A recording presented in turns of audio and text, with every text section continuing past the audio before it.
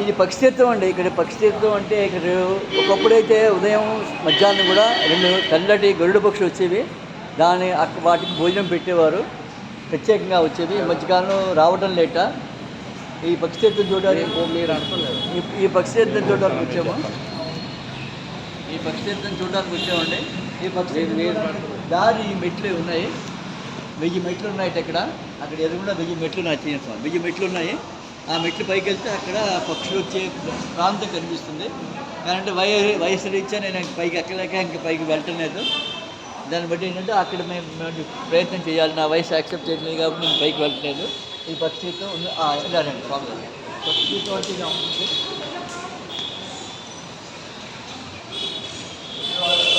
ఆ పక్షి అది ఆ పక్షితో అది పక్షితీర్థం అంటే అది తెలుగులో రాశారు, ఇంగ్లీష్ రాశారు, తమిళ్ రాశారు, హిందీ రాశారు.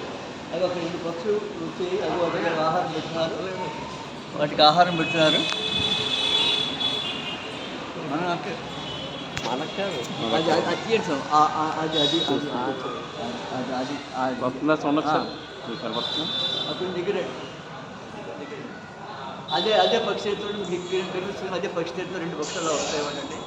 ఇది ఈ దేవాలయానికి ప్రత్యేకత అండి. ఇందాక వెళ్ళిన దేవాలయానికి ఇది అనుబంధమైన దేవాలయం. స్వామి